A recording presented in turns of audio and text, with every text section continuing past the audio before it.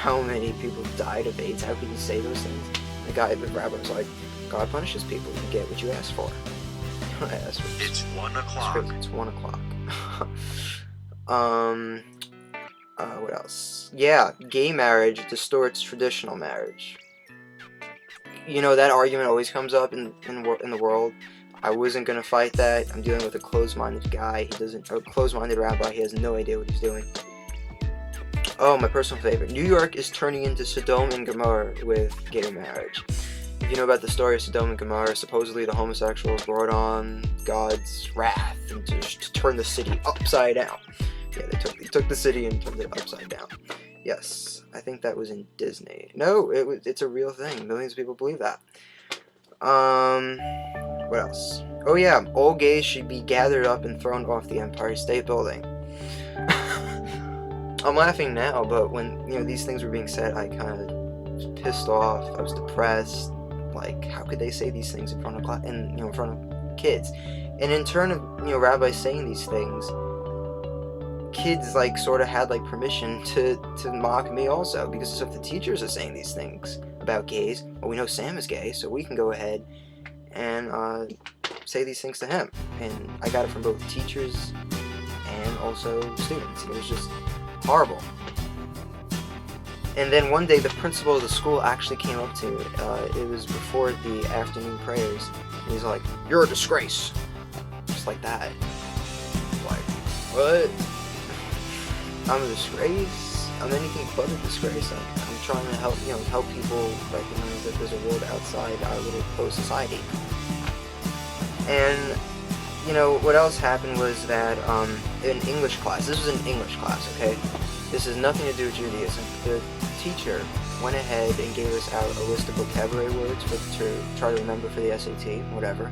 And the word abomination was on it. I'm like, oh shit, abomination. I know where this is going. And I was just like kidding, like she's not gonna say anything. But she actually did. She was like, let's see, let's give a sentence example for abomination. Oh yes, the Bible considers homosexuality an abomination.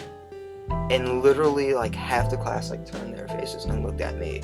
I'm just like getting smaller in my chair, like don't look at me. And I was kind of brave about it. I didn't like, when people asked me about it after class, I'm like, yeah, she said it.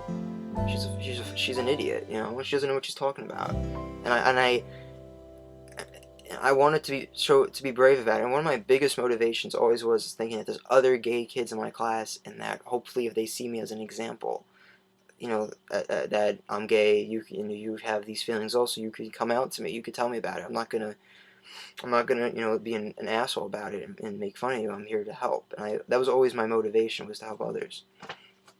Let's see what else people did. Oh yeah, we went snow tubing on a trip, just as a class trip.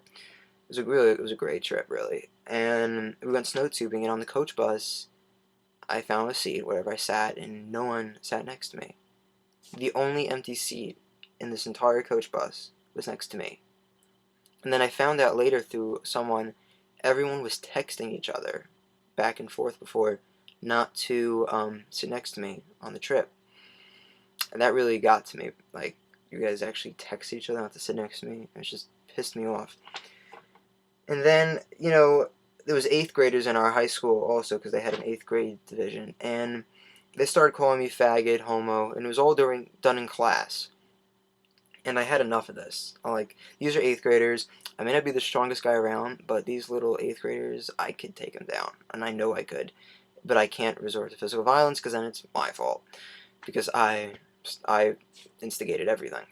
So what I did was I went to the principal's office, and I was always telling the staff at the youth program at the center in New York City that these were things were being done to me. And they said, Sam, if you ever wanted to, sue them, you could do it. And those lawyers here would definitely, this is a civil rights matter. The school's taking away your human rights, your dignity, and those are your rights, and they're taking them away. So I wanted to use that in mind, and I went up to the principal and I said, listen, kids are calling me these names, all right, and the teachers in the class aren't reacting when people call me these things. I'm defenseless. I can't do anything about it. They're 8th graders, and I need you to tell them to stop doing it. And he's like, well, I can't, I could, but, they're 8th graders. I'm like, listen, all due respect, nothing serious here, but I could sue you.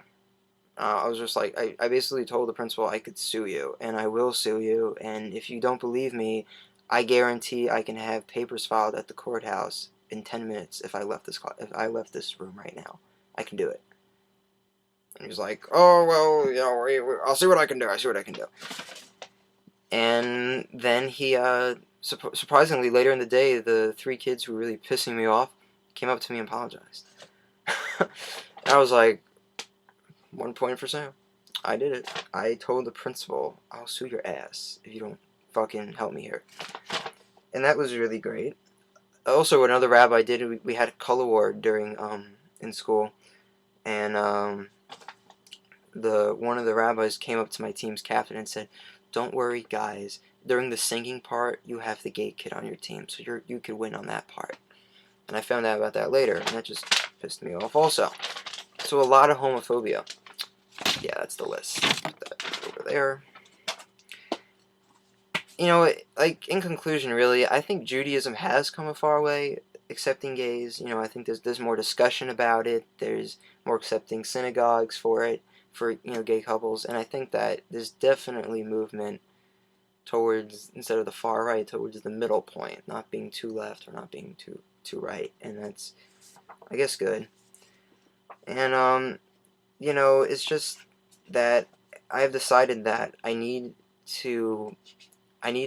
can't be in this tight environment that's constantly, like, attacking me. And I decided that next year I would actually leave this Jewish school, and not go back for my last year of high school, my senior year of high school, and I'll actually go to a public school, which is so much more open and so much more accepting, and there's a lot of other gay guys. So it's really good that I'm going to do that, and I'm excited for it. And I just, that, it's sad that to gain acceptance among people, I can't be with my own tradition kind people. I have to go to public school. That says a lot, though. And I'm doing this video also because I think that, there's a lot of coming out videos on YouTube, and I just wanted to add to it, / give back, because I definitely watched a lot of them, and they really, the advice that people give, it really helps, and it was just nice to know that I wasn't alone in this, and that I decided to, just, give back. And hopefully if there's other gay, Jewish people out there who are struggling with these thoughts in yeshiva or wherever it might be, that you're not alone, there's other people. And that, don't be afraid to be who you are. Don't be afraid to be who you are and let people walk over you, because you are who you are. And it's a concept in Judaism that you treat others the way that you want to be treated. And that's the basics of Judaism. Anytime any Jewish person, rabbi, or rebbetzin, or whoever they may be, you gotta remind them of that. Look, I'm different than you, but we're both Jewish, and we're supposed to treat each other the same way. And that always, so it's a motivation for yourself, and it kind of sets the mood, and that, it's not, like, these religious people aren't being Jewish, they're just being homophobic.